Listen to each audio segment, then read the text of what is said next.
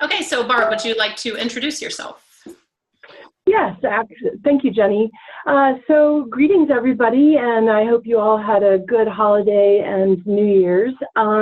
We just have a short, brief time today, so I'm going to jump in. We're going to be talking today about molecular HIV surveillance, and if you are not able to see the slides, we do have them on Google Drive, so you can go ahead and find them in the chat box. So thank you for being here today. Just wanted to make a few notes before we begin. The presentation will be recorded, and that there will be a link on the PWN website. There's a lot of information that we're trying to pack into a really short time. So this is going to be a high-level overview, but there are a lot of resources that are cited throughout the presentation in the notes, and there also will be shared in the chat box as we go along. So I'm going to ask if anybody has questions. We will have time at the end for a few questions, but if something comes up, especially if you would like me to explain something in the middle of the webinar, please feel free to write a note in the chat box, and we will go ahead and address it as soon as possible. And then finally, thank you so much for joining us today for this webinar.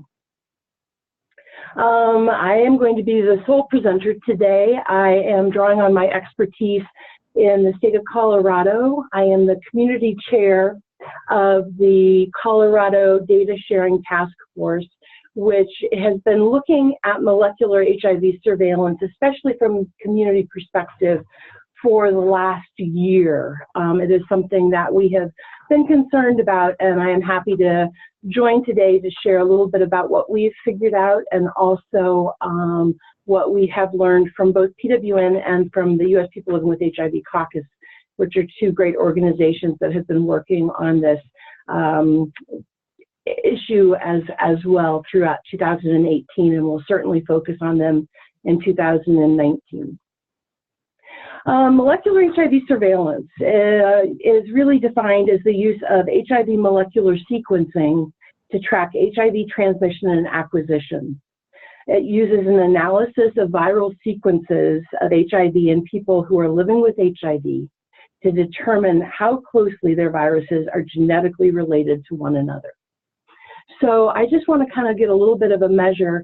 How many people have heard of molecular HIV surveillance? Or the tool that is often used to map it is called Secure Trace.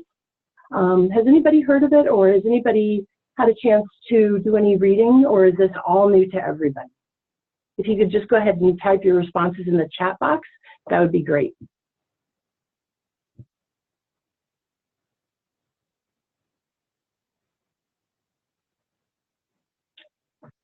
All right, wonderful. So it looks like some people have heard of it, some people have done some reading, and it is new to many people. So we'll just go ahead and dive in. And the way I structured the webinar today is to do just a brief overview to give you a better understanding about how it is used. And then we'll go ahead and we'll talk a little bit about some advocacy and some concerns. So molecular HIV surveillance, according to the CDC, which has this program and has been using it since 2014 to compare people's genetic information, as we described earlier, brings up a couple of concerns. But in their own words, first I like to say what they think that they're doing with it is collecting, reporting, and analysis of genetic sequences through drug resistance testing. They're very proud of the fact that it examines the genetics of the virus, not the person. However, many of us who are living with HIV are aware that there are specific mutations that happen. And so each person's virus throughout time can mutate, but also can be fairly unique. With this, they can identify transmission clusters that would otherwise go unrecognized, which is a point that we dispute. It seems like transmission clusters are people who are diagnosed, and we know that once you have an HIV diagnosis, that is mandatory reporting. So it seems that the cluster part is what they get very excited about. And the molecular surveillance is not new to public health. It's been used for years, And then they compare it to foodborne infections and diseases such as TB. Before we dive into the real specifics of it, though, I just need to really say that as we talk about molecular HIV surveillance, we need to be sure that we talk about the concerns of the community. In particular, that this is mostly used for people who are newly diagnosed. So people who are still wrestling with the stigma, the self-challenges of relating to HIV. And then they have a cluster identification, which then brings further disease intervention specialists down into their lives. We also know that these programs specifically target clusters, and that this has been used to identify a cluster of young Latinx men in San Diego, as well as we have concerns around people in the trans community. So when we talk about any program that is being used by the feds to do any sort of tracing and surveillance, we need to make sure that first off, it has community input so that it is not furthering stigma, and that it also is something that is not furthering people's challenges around internalized stigma. And, you know, we all talk about our distrust of the system, and I think that that is very real, especially when we're talking about retention and care.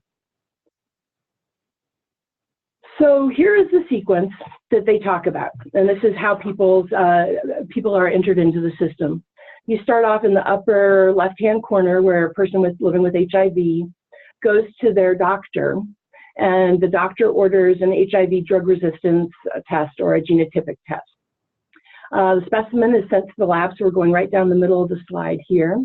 The laboratory performs this genotypic test and compares it. If there are mutations, those mutations are specifically identified and are compared. And then that HIV sequence is electronically reported to the provider, back to the person who is providing services. And I'm going to stop right there, because if that were just the loop, a person went to their doctor, the doctor ordered a test, found out that they were newly diagnosed with HIV and wanted to go on medications. The doctor would then say, we need to determine what you might be resistant to, order a genotypic test, it comes back to the doctor, and the person living with HIV make a determination about what medication best suits their needs. That would be a pretty good process, because it would be a determination between the person living with HIV and their provider, and it would be a test that was ordered for use of prescriptions for HIV medications, and that's where it would stop. If that were the case, that would be great.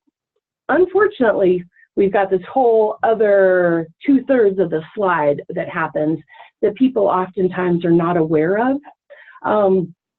And I think that it's very important to say that we were not able to find how many states have mandatory genotypic testing reporting. All 50 states, however, have mandatory HIV reporting for CD4s and viral loads, and most states, according to the CDC, report genotypic testing. So when we get further to the advocacy part of it, one of our calls to action is for people to figure out exactly what happens in their state and how you might want to impact that from a state conversation. So you have your laboratory test performed. It's sent to your doctor. As a newly diagnosed person living with HIV, you might think that that is fine. However, in many cases, the test results are also sent to the health department, to the state health department. And this is where it starts to get really concerning, because first off, we have definite concerns about people agreeing to these tests and being informed about what tests are being performed. If people are agreeing to have these tests performed, are they aware even that this information is going to be shared to the state health department? And so one of the things that we've talked about is, how do we allow people to opt out of this? Currently, there's not a process, but that's something that has further advocacy implications. So as we go down towards the middle of the slide on the bottom, it's reported to the state and local health departments, and then it's reported to the CDC. When the CDC is the Federal Center for Disease Control, and they have a database of all the genotypic resistance tests that have been filed through the entire United States. They put it into their secure HIV trace which is their ability to map the genetic sequencing and the resistance to see who is similar and who's not similar. So they are taking all of our information, mapping it together, and seeing who possibly has a similar virus that has been likely transmitted within the last year is when it's the most accurate. That's the cluster detection. And as people are seen to have a similar virus, they are considered a transmission cluster. That's always challenging to me because I think that we allow the government and the CDC to use these names that describe us in ways that are hiding a lot of what happens. So I call cluster transmissions or transmission clusters groups of people, but they actually are a little bit more sneaky, I think, in that regard.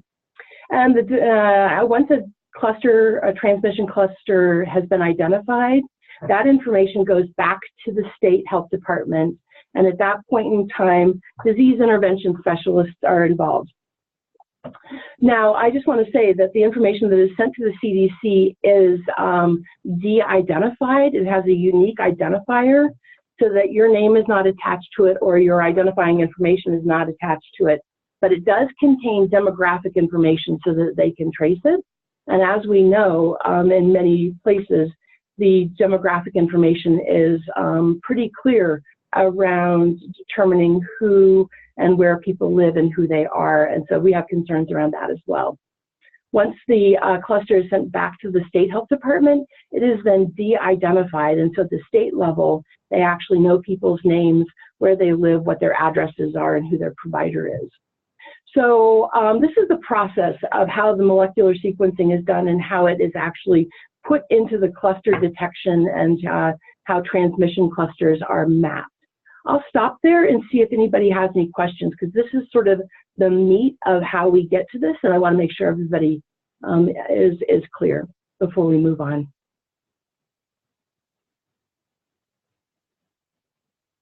And if you have any questions, you can go ahead and put it in the chat box.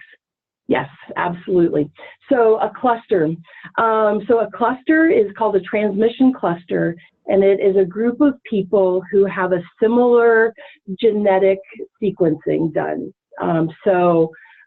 It implies that people either have transmitted a virus or have had shared partners who have transmitted viruses.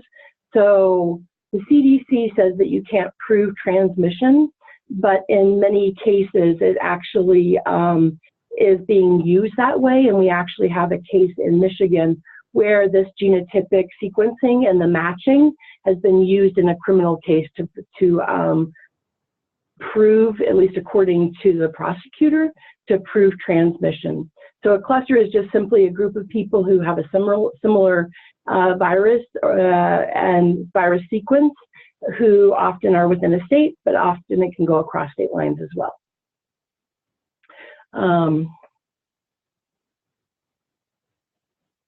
The geographical areas. Yes, sorry, Wahida, yeah. So what concerns me about the geographic determinants is that, you know, oftentimes, especially we get into areas where there are, there's a lower prevalence of people living with HIV, for example, in Wyoming. If we were to identify a Latinx man, 24 to 35, who just recently was diagnosed, many people would be able to identify who that person is, especially if there's county specific that are going to that. And so there's just this concern around, you know, if you're going to study this and use this for research, that's great. It should be entirely de-identified. And then, of course, the biggest concern is when it comes back to the state, where they already can de-identify it and it has people's names attached to it. Does that answer your question, Wahida? And if you'd like to, we're a small enough group, you could come off of mute and could actually, okay, great, thank you. Any other questions about this slide before we move on? Yeah, it's dense, but a lot of times we talk about, yes, exactly, what does this do for HIV criminalization? That is the biggest concern of all. You know, not just around people's consent, and we feel that people don't have a lot of informed consent. We also have grave concerns around criminalization. So we'll get to that. So if you decide that you would like to learn more about molecular HIV surveillance, the CDC is very proud of this new science. And I'm going to paste right here into the chat box all of the links from the CDC fact sheet as well as the HIV transmission clusters. And it goes into further detail about the science behind it and why they think that this is very exciting.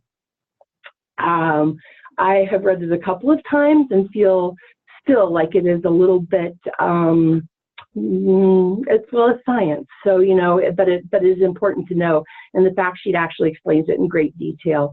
And what I think is the most important part about it is that in no place in this document do they compare how standard disease intervention specialists and standard prevention in the interviewing for somebody newly diagnosed compares to using these clusters. We think, and we have some, at least some information that some states are now actually sending out transmission cluster letters to people, and that they're trying to skip the actual interview process. And so this again adds concerns around stigma, around internalized stigma, and around people actually discovering that they're HIV, that they're living with HIV, and that they might actually be linked to someone else without having someone informed who they can actually talk to. And then we get to the concerns about state statutes. And one of the reports that I have cited later on is from the National Alliance of State and Territorial AIDS Directors. They actually wrote a 6-page review of molecular HIV surveillance, citing a number of concerns, primarily that, and I'm just going to read this so I can get it correct. In general, statutes provide health departments with the authority to disclose personally identifiable HIV data without consent. It is for the purpose of disease surveillance and justifiable public health needs. So in many ways, they can go ahead and share people's status while they're trying to identify these transmission clusters in ways that we are, meaning we, the community of people living with HIV and advocates and our allies are gravely concerned about.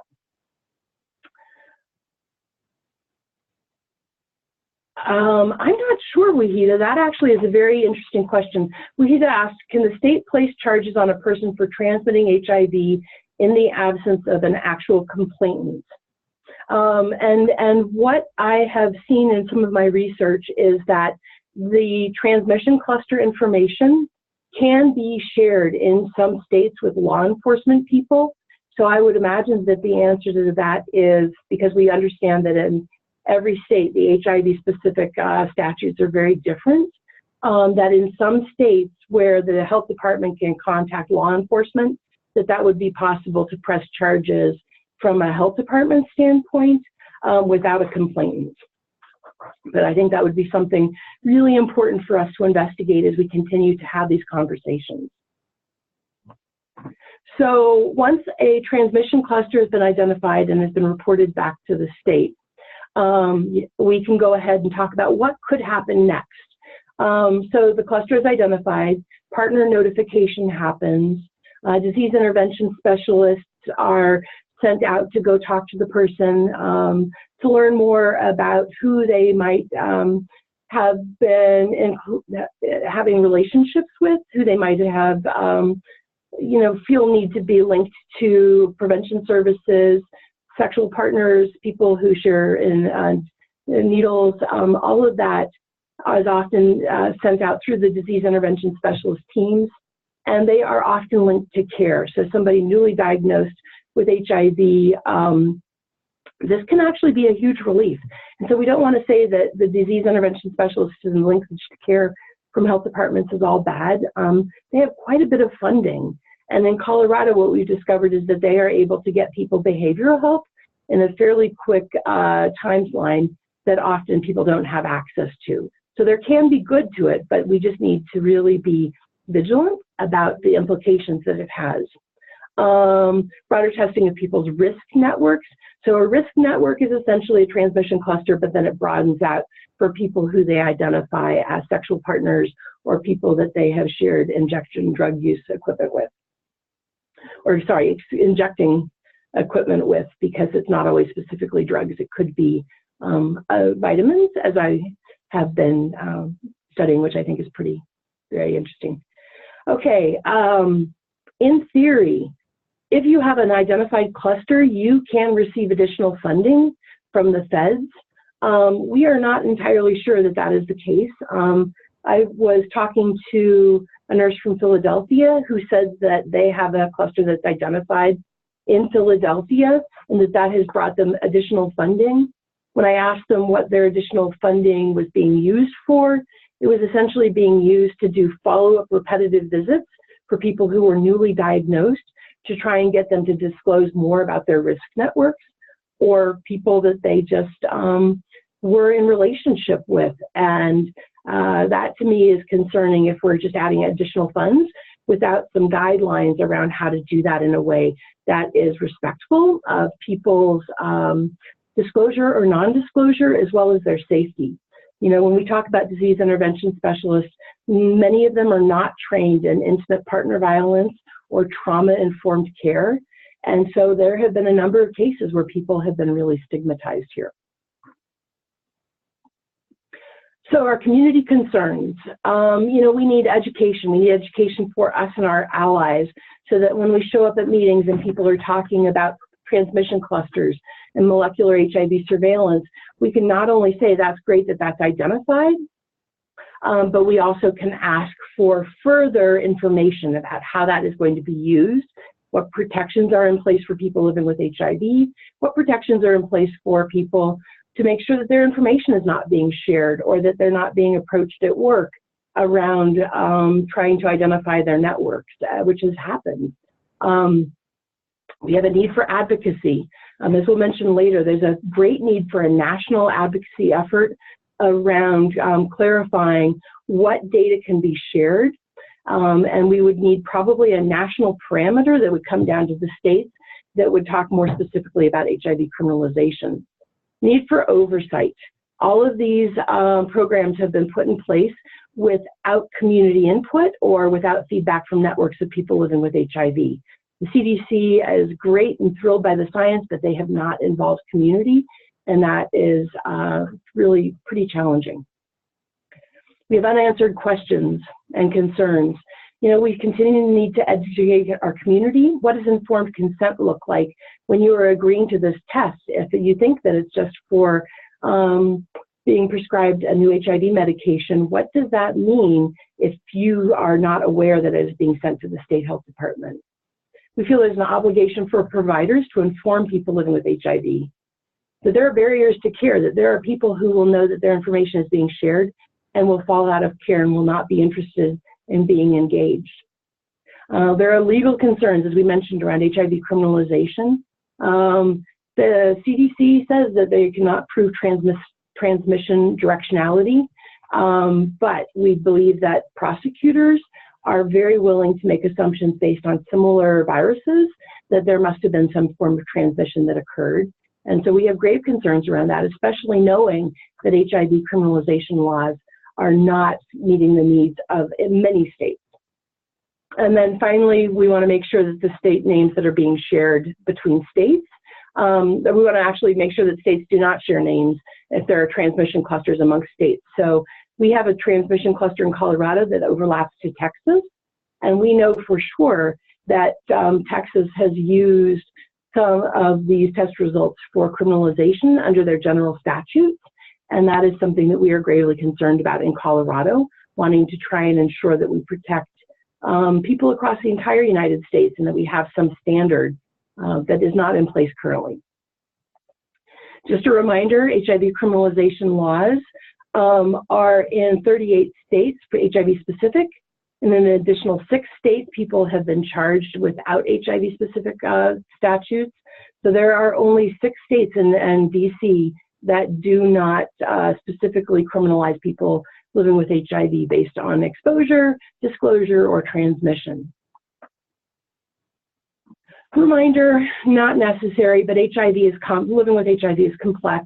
I always put up this, it's called the chakra of HIV stigma. When we talk about disclosure, it's just a good reminder that, especially when we talk about science, that this part of the continuum of living with HIV is not often understood by our care providers, certainly not by our public health officials.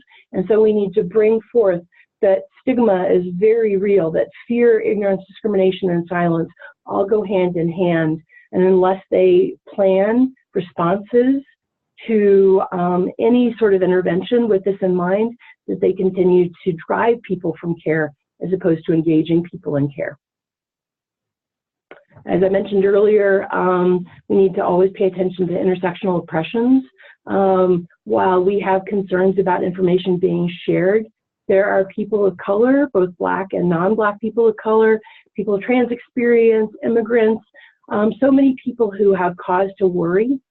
Just one example is that for immigrants, we do not have a guarantee that this database at the CDC is not being shared with other agencies like ICE or Homeland Security. And so with the new concern around public charge, we need to make sure that our databases are safe and that every person in our community living with HIV is protected and not vulnerable to being discriminated against based on any of their identities. We have a few next steps. And this is, if you're interested and excited, I would say go back and take a look at this. We want to talk about true informed consent. We want to educate people. We want to ensure that there's restrictions on sharing cluster information with law enforcement. We want to protect our data. Most importantly, we would like to call for national standards for HIV criminalization reform so that there are no need for people to be worried in any state. But we have been doing HIV criminalization and HIV criminalization reform work for a number of years, and it's not very successful. So this is something we need to really be careful of, as Marlena mentioned. And then finally, there's no proof that this science, that this molecular HIV surveillance actually does any better at linking people to care or for prevention dollars. And so we would like to actually see proof of this concept, that this invasion of our privacy that the CDC and public health officials think is pretty neat, actually results in any improvement. And as always, that we continue with our advocacy to ensure that the voices of people living with HIV and those most impacted are centered in any of these conversations. Right there, I will stop and see if there are any questions or thoughts. That's the end of our presentation. And like I said, it was just really a brief overview of some concerns, but I wanted to at least start this conversation because I think in 2019 it'll continue to be something that PWN is going to be very, very concerned with. Thank you so much, Barb. If anyone has any questions and you'd like to speak rather than put in the chat box, they've changed some things on Zoom, but I think that you can raise your hand and then I can allow you to talk if that's easier. While people are coming off of mute, Tana said, I think this will have a very negative impact. And I absolutely agree, Tana. For people who are studying this, it has a negative impact. And I'll be very clear. My doctor wanted me to do a genotypic test because I need to change HIV medications, and I have refused. I can say for certain that this is a negative impact because there's just not a lot of control, a lot of insight, and actually even really a lot of guidance around how this is being used. Any other questions? It looks like Shanika's has a question. Oh, great. Hi, Barb. Happy belated birthday as well. But thank you. My thing is, we have did a small focus group here in Michigan in regards to the molecular HIV surveillance and how they're going to use it. My only concern is it was not enough community input behind it. So what they did in that focus group with community members and some providers that was held through the state of Michigan, they did a little focus group and they came up with different names to make it more palatable to the community before they started talking about it within the community. But they are, having that discussion on the state level, because they did hear our concerns when they first brought it to our planning council earlier last year. And our concerns were the same things that were on the last bullet points that you showed, as far as, criminalization. How will this be used? How was this data maybe shared with, different providers or, different states, things like that. So I appreciate this information, and I will keep you updated as far as what Michigan is doing as well in regards to ours. We're still waiting on the feedback on the focus group and how they analyze that data and the anecdotal data, because it wasn't no numbers. It was more so questions and references points as to how the city's definition is using it, and they wanted to make it more palatable here in Michigan before they put it to the community. But it has been being used. This is a system that's been being used since 2005 here in Michigan. Yeah, thank you. I think in Colorado they wanted to rename it, instead of transmission clusters, they wanted to talk about them as constellations, like the stars. Yep, and we basically pushed back from the community standpoint here, and we said, this is an ugly program. It should have an ugly name. And so they decided that they would continue to call them transmission clusters, which, is exactly, and molecular surveillance, which sounds oppressive scary. And scary. Yeah. Yeah. All right, so thank you. Yeah, Wahida, you have a question? Yeah, I have a question about the disease intervention specialists. Do you know how these people are contacting? Are they going to people's houses like the Department of Health used to do years ago? I used to hear about that. Yeah. How are they interacting with people? They're not interacting with people very well, for sure. We had a number of pretty terrifying disease intervention stories that was shared with molecular HIV surveillance feedback that we gave to the federal government, that listed people going to people's homes and talking to their husbands, going to people's work and talking to their boss. So this is indeed the disease intervention specialists from the old days. And they've been there, and they've just been a little bit sort of under the radar. And I think it's very important for people to know, and especially when you're talking about this, if a disease intervention specialist contacts you, you need to talk to them, but you do not need to give them information. So if somebody contacts you, it is very important, because they will continue to try and contact you until they actually speak to you. And so you can, and it is within every person's right to say, I have received your message. I'm not interested in talking to you. Please do not call me again. And then they're not allowed to call you again. But they do not share that side of it as well. But yes, these are the sex police from the bad old days that are still very present. Wow, thank you. Yeah. And then it looks like, Marlena, you have a question?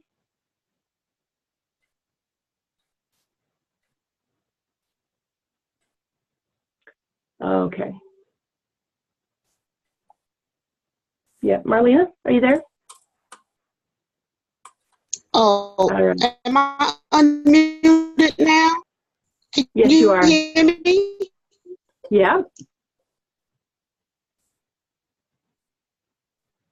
Marlene, we can hear you. It's a little tough to understand, but I think we can make out what you're asking.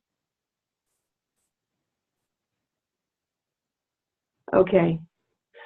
While Marlena is getting herself off of mute, Marlena, it might be easier if you typed it in the chat box if you could, because we're not hearing you if you're asking a question. While Marlena is hopefully figuring out how to be able to ask her question. Yeah, doesn't look like. We have Kelly, yep. Yeah, the NASTED resource, so I've gone ahead and put in the chat box the NASTED resource, which talks about their review and concerns. The Project Inform one listed above it is also very useful. And so people can go ahead and access the slides, and they have all these resources listed as well if you'd like to. And there is not actually that I could find a listing of which state is sharing information and which state is not, but I think that that might be something that will be an ongoing advocacy opportunity, perhaps for PWN and perhaps for the U.S. People Living with HIV Caucus, which we also are in close partnership with. And then Andrea says she just went through this with a friend that she helped get into care, and yeah, they came to their house, had to explain their rights to them and inform them that they can ask them to stop contacting them. Yeah. Yeah, I think and so Andrea, I'm glad that you were there to be able to share with your friend. Disease intervention specialists are not required to tell people that they do not have to talk to them. So they can be pretty assertive in trying to get people to talk to them, and are not really aware of, or actually not really, I guess, convinced that they need to share people's rights with them. And so again, this is an advocacy opportunity for us as PWN and as people living with HIV to go ahead and work with our community so that we know our rights, not just around molecular HIV surveillance and data sharing, but also around disease intervention, and especially as it comes to people newly diagnosed, because we want to make sure that people engage in care in a way that is respectful. And this goes to Wahida's question about communities of color or pregnant women. These have also been communities that in Colorado we have heard have had really negative disease intervention interactions that have driven them from care. And that is completely, completely unacceptable. So in many ways, we just continue to really work on that. But I think that we are just about, did anybody have a last question? I think we might be just about out of time. Seems like we got all the questions answered. So I'll go ahead and turn it back over to Jenny if you want to go ahead and close us out. Sure. Thank you so much for that, Barb. That was a lot to try to cover in half an hour, so I really appreciate the overview. It's also very complex, so I'm really interested in learning more about this, as I'm sure some other folks are as well. But that was a really great overview. Thank you so much. And thank you for sharing those resources as well, so folks can get more information about this. And just so everyone knows, we will make this available on our website. So as well as those resources, so hopefully folks can do a little bit more research, and you can expect to hear more about this from PWN in the future. So yeah, just a big thank you to everyone for being on here. Thank you to Barb for informing us about this, and hope everyone has a wonderful day.